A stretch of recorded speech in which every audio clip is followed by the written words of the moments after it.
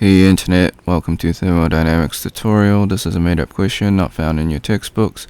How does the latent heat of vaporization vary as pressure changes?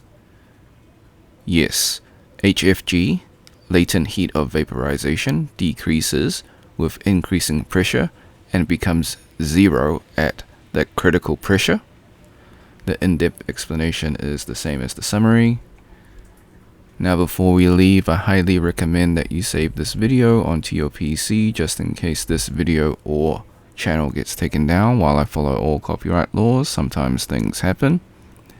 You can do this by using snipping tool. If you never used snipping tool before, follow these instructions. If you're on a Mac, use the Mac equivalent of snipping tool. Click on the icon in your taskbar. If it's not there, go to your Windows search, type in snipping tool, open up the program. Click on video option, then click on new. Left click and drag the rectangle to cover the YouTube screen. This is just an example. Hit the start button in snipping tool, wait for the countdown. Hit the replay button on YouTube, let the video finish. Hit the red square in snipping tool to stop recording and then save your video. Thanks for watching. Hope you had a great day. Be sure to like and subscribe.